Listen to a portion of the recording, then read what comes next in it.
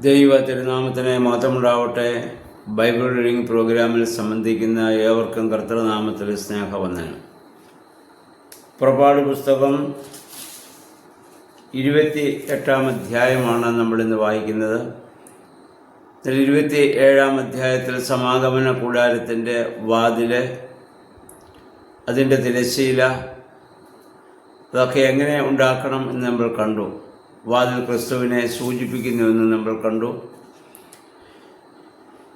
ഇനി ഇതുമായി ബന്ധപ്പെട്ട് നമ്മൾ ചിന്തിക്കുന്നത് താമ്ര യാഗപീഠത്തെക്കുറിച്ചാണ്.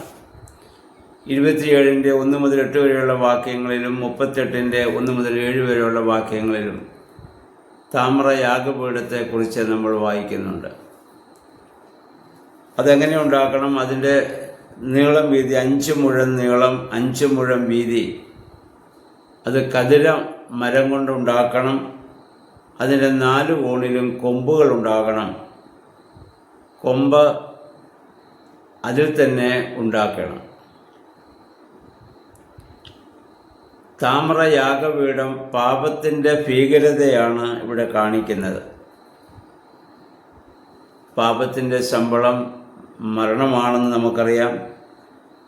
യാഗം കൊണ്ട് മാത്രമേ അതിനെ നമുക്ക് പിന്നെ ശുദ്ധീകരിക്കുവാൻ, പാപത്തെ ശുദ്ധീകരിക്കുവാൻ സാധിക്കുകയുള്ളൂ.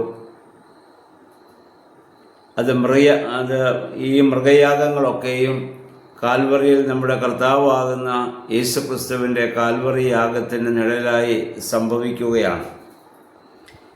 ഈ കൊമ്പുകളിലാണ് ആടുകളെ കൊണ്ടുചെന്ന് കെട്ടുന്നത്. യാഗത്തിനുള്ള മൃഗത്തെ താമ്ര യാഗപീഠത്തിൻ്റെ കൊമ്പുകളിൽ കൊണ്ട് കെട്ടിയിട്ടാണ് അതിനെ അവിടെ വെച്ച് യാഗമായി അർപ്പിക്കുന്നത്. നമ്മുടെ കർത്താവും യാഗമർപ്പിക്കാൻ സ്വർഗത്തിനിറങ്ങി വന്ന ദൈവത്തിൻ്റെ കുഞ്ഞാടാണ്. അതുകൊണ്ടാണ് യോഹന്നാൻ യേശുവിനെ നോക്കി പറഞ്ഞ്, യോഹന്നാൻ്റെ സുവിശേഷം 1-ാം അധ്യായം 29-ാം വാക്യം, ലോകത്തിൻ്റെ പാപത്തെ വഹിക്കുന്ന ദൈവത്തിൻ്റെ കുഞ്ഞാട് എന്ന് പറഞ്ഞത് അതുകൊണ്ടാണ്. ഇവിടെ മൃഗത്തിന്മേൽ പുരോഹിതൻ ഇനി കൈവച്ച് പാപത്തെ അതിന്മേൽ ആവഹിക്കണം. എന്നിട്ടാണ് അതിനെ യാഗമായി അർപ്പിക്കുമ്പോൾ ആർക്ക് വേണ്ടി യാഗമർപ്പിച്ചു അവൻ്റെ പാപപരിഹാരം അവിടെ ലഭിക്കുകയാണ്. സ്നാപക യോഹന്നാൻ യേശുവിനെ യോർദാനിൽ വെച്ച് യേശുവിൻ്റെ മേൽ കൈവച്ചപ്പോൾ, ആ സ്നാനം അവിടെ സംഭവിച്ചപ്പോൾ ലോകത്തിൻ്റെ പാപം മുഴുവൻ യോഹന്നാനിലൂടെ യേശു തമ്പുരാൻ ഏറ്റുവാങ്ങുന്നുവെന്ന് സുറിയാനി സഭാപിതാക്കന്മാർ അതിനെ വ്യാഖ്യാനിച്ചിട്ടുണ്ട്. കാരണം യോഹന്നാൻ ആ പൗരോഹിത്യ ഗണത്തിൽപ്പെട്ടവനാണ്. പുരോഹിത ശുശ്രൂഷ ചെയ്തിട്ടില്ല. പഴയ നിയമത്തിൽ നമുക്കറിയാം, മോശയും പുരോഹിത ശുശ്രൂഷ അവിടെ ചെയ്തിട്ടില്ല. 99-ാം സങ്കീർത്തനം 6-ാം വാക്യത്തിൽ വായിക്കുന്നതിൻ്റെ പുരോഹിതന്മാരിൽ മോശയും അഹ്റോനും എന്നാണ്. മോശ ദൈവത്തിൻ്റെ മഹാപുരോഹിതനാണ്. പക്ഷേ ദേവാലയ ശുശ്രൂഷയല്ല അദ്ദേഹത്തിന് പറഞ്ഞിരുന്നത്. എന്നാൽ അഹ്റോനെ പട്ടം കെട്ടിച്ചതും അഭിഷേകം ചെയ്തതും എല്ലാം മോശയാണ്. പൗരോഹിത്യ നൽവരമില്ലാത്തവന് നൽകാൻ സാധിക്കില്ലല്ലോ. മോശ ദൈവത്താൽ വിളിക്കപ്പെട്ടവനും തിരഞ്ഞെടുക്കപ്പെട്ടവനുമാണ്. യോഹന്നാൻ ദൈവത്താൽ അയക്കപ്പെട്ടവനാണ്. ദൈവം അയച്ചിട്ടൊരു മനുഷ്യൻ വന്നു, അവന് യോഹന്നാൻ എന്ന് പേരെന്നാണല്ലോ നമ്മൾ വായിക്കുന്നത്. യേശുവിൻ്റെ ആ ഒരു സ്നാനത്തിൽ ആ ഒരു കാര്യം സഭാപിതാക്കന്മാർ ഇപ്രകാരം വ്യാഖ്യാനിക്കുന്നുണ്ട്. ലോകത്തിൻ്റെ പാപത്തെ മുഴുവൻ കർത്താവോടെ ഏറ്റെടുത്തുകൊണ്ട് പിന്നീട് യാഗമായി അവൻ അർപ്പിക്കപ്പെടുകയാണ്. ഇവിടെയും അതിൻ്റെ ഒരു സൂചനയായിട്ടാണ് ഈ താമര യാഗപീഠത്തിൻ്റെ കൊമ്പുകളിൽ ആടിനെ കൊണ്ടുവന്ന് കെട്ടുന്നതും പിന്നീട് അതിനെ യാഗമായിട്ട് അർപ്പിക്കുന്നതും. ആ ആടിൻ്റെ രക്തം ആർക്കു വേണ്ടി യാഗം അർപ്പിക്കപ്പെട്ടുവോ അവന് പാപപരിഹാരം നൽകുന്നു. നമ്മുടെ കർത്താവിൻ്റെ തിരുരക്തം, യേശുവിൻ്റെ രക്തം സകല പാപവും പോക്കി നമ്മെ ശുദ്ധീകരിക്കുമെന്ന് 1 യോഹന്നാൻ 1-7 മുതൽ 9 വരെയുള്ള വാക്യങ്ങൾ നമ്മൾ വായിക്കുന്നുമുണ്ടല്ലോ.